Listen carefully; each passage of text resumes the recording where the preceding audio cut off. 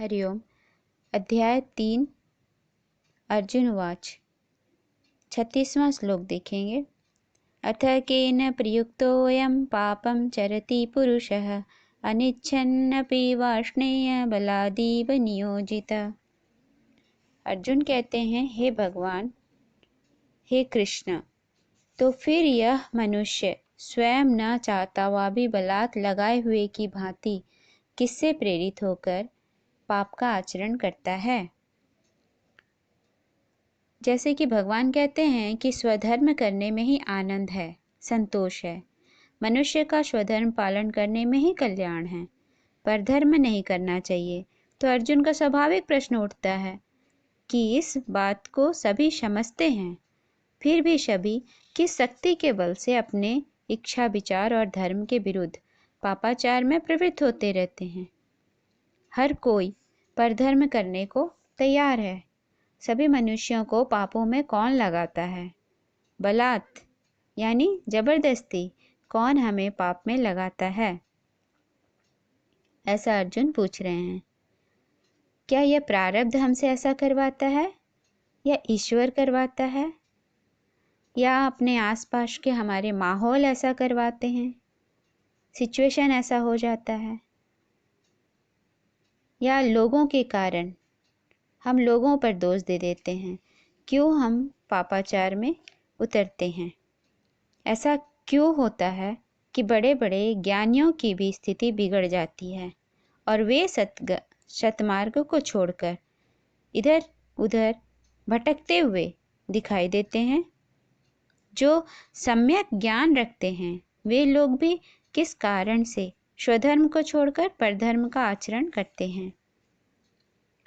यहाँ भगवान अर्जुन के सवाल का जवाब देते हुए 37वें श्लोक में कहते हैं, काम एष क्रोध एष रजो गुण समुद्भव महाशनो महापाप्मा विद्धेनमिह वैरिणम्। अर्थात रजोगुण से उत्पन्न हुआ यह काम ही क्रोध है, और यह बहुत खाने वाला अर्थात भोगों से कभी ना घाने वाला और बड़ा पापी है। इसको ही तू इस विषय में बैरी जान। अब यहाँ क्या कहा गया? रजोगुण से उत्पन्न होता है काम और क्रोध। काम और काम ही क्रोध है। लेकिन आप देखेंगे 14वें अध्याय के 7वें श्लोक में भगवान अर्जुन को बतलाते हुए कहते हैं कि रजोगुण की उत्पत्ति कामना और आसक्ति से होती है, जबकि 3रे अध्याय के 27वें श्लोक में ही भगवान ने कह दिया कि प्रकृति के अधीन होकर मनुष्य सभी कार्य करते हैं। प्रकृति मतलब सत्वगुण, रजोगुण और तमोगुण। और अब कह रहे हैं रजोगुण कामना और आसक्ति से उत्पन्न होता है, इसीलिए इन सभी का स्वरूप एक ही है। 34वें श्लोक में जो कह रहे थे कि सभी इंद्रियों के अपने अपने विषयों में रहने वाले राग और द्वेष ही इस मनुष्य का नाश करने वाला है, वही राग और द्वेष का स्थूल रूप काम और क्रोध है। इसीलिए कामना की उत्पत्ति में रजोगुण और राग दोनों ही कारण हैं। जब भी किसी व्यक्ति, वस्तु, स्थिति के साथ हमारा अटैचमेंट होता है, आसक्ति होती है, लगाव होता है, वही अधिक मात्रा में होगी तो उसके साथ बहुत सारी कामनाएं पैदा होने लगेंगी। इसी कारण से कामना राग में बदल जाएगा, और जितना ज़्यादा किसी के प्रति राग होगा उतना ही क्रोध भी उत्पन्न होता है। हमारे ही कामना अगर पूरी हो जाती है तो और लोभ उत्पन्न होता है, एक के बाद एक और कामना पैदा होने लगती है। वही कामना अगर एक बार पूरी नहीं हो पाई, एक बार भी पूरी ना हो पाई, तो मान लो कोई बाधा उत्पन्न कर दे हमारी कामना पूरी होने में, तो क्या होगा? क्रोध उत्पन्न होगा कि नहीं? और जरूर होगा। कितनी जितने ज़्यादा दृढ़ कामना होगी उतनी ही अधिक क्रोध भी उत्पन्न होगा। इसीलिए कामना ही क्रोध में बदलती है, कामना ही भय का रूप लेती है। जब बाधा पहुंचाने वाला व्यक्ति हमसे ज़्यादा शक्तिशाली होता है तो हमें उससे भय लगने लगता है, और कामना ही लोभ में भी रूपांतरित होती है। शब्द के मूल में यही कामना है। हमारी कामना कहाँ से आती है? कामना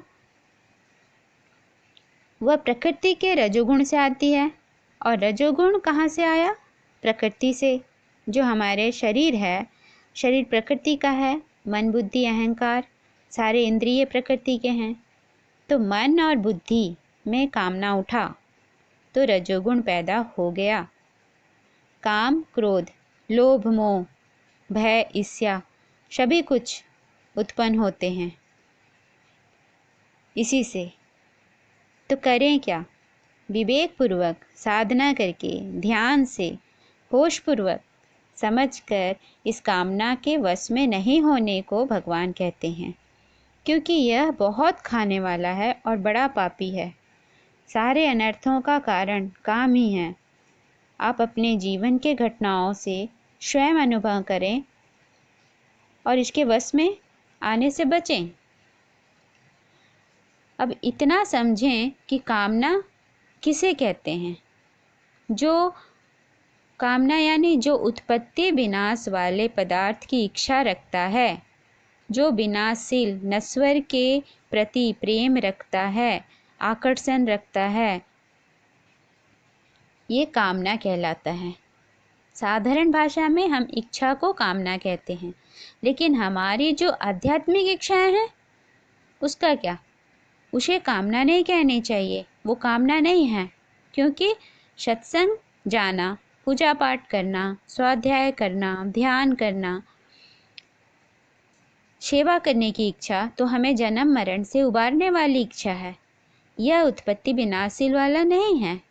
इसे ध्यान में रखें और सात्विक इच्छा कामना करें। राजसिक या तामसिक कामना नहीं करें। अब इनका त्याग कैसे करें? राजसिक और तामसिक कामना उठे ही ना, कैसे हो? तो पहली बात यह है कि जो इच्छा शारीरिक है, वर्तमान में उठ रही है, भूख लगने की, घूमने जाने की, खेलने की, तो उसे तुरंत पूरा कर लेनी चाहिए।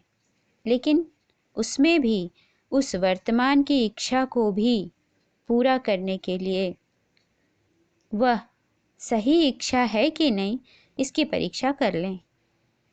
तो पहली बात, उस इच्छा को पूरा करने में झूठ का सहारा ना लेना पड़े। दूसरी बात, वह इच्छा की पूर्ति करने में अपराध भाव नहीं आना चाहिए, बल्कि खा के, घूम के, खेल के संतोष और शांति का एहसास होता हो तो वह करें। तीसरी बात हुई कि अपनी इच्छा पूर्ति करने में किसी को कोई कष्ट ना हो।